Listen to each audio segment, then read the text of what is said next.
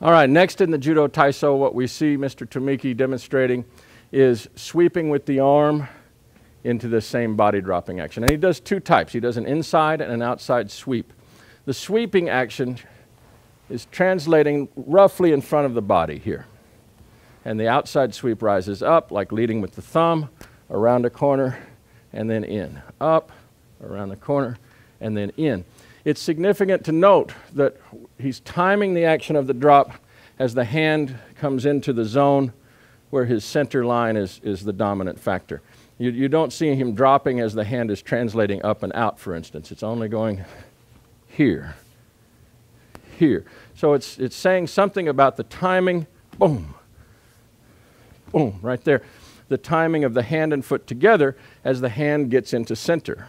He doesn't come precisely on center line, and he is coming kind of low.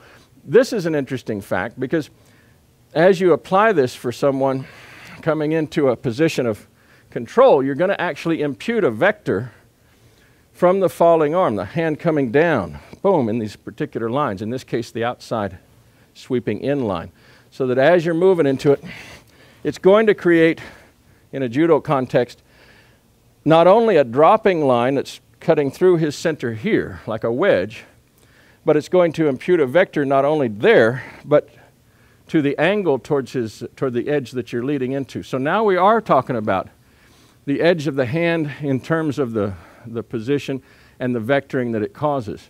If we were to look at this like a striking action, boom, it's all very much obviously cutting down through him to this hip. And in fact, you can see it most readily maybe if he makes like a big, just make a big stroke, make your palms together like, yeah. Good. And this thing works up, and as the body drop happens, you see him distort here. We do it end on, it rises up, it drops. People will tend to try to do this as a strike. If I do this like hitting him, bang, like that, even boom, I don't quite get the effect. It all goes lateral. But as a body drop action, you see how it distorts him not only down here, but also into this line here. So we're loading one hip asymmetrically now. Boom, on the step. And again, only one foot moving because we're emphasizing body drop. This is paired in the next movement with the outside. So that if we call this the inside sweeping action, that's basically coming into this surface and creating an extra vector right down through his hip, then when we go in the other direction, we're basically coming here. And what we see is, boom, coming to the other hip. Or if this were an attack to his upper body, it would be coming through this line of the shoulders. When you practice this, I'd suggest just make a large target and feel how just with a forward step, boom, you have this, this imputed value of going in these diagonal lines. If I do it end on, you see a little different. Coming here, boom, and let's see, coming here, boom, boom. Normally, when we want to turn the guy on a line, in our typical training, boom, we take a step off the line to create that vector. Happens like this, boom. So my whole body falling in that line creates it.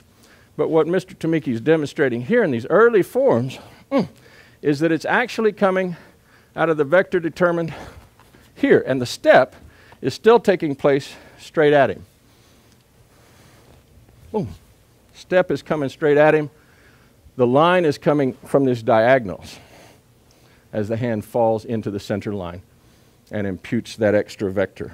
So, very interesting work in terms of creating more problems for him to solve within a given half step of body drop.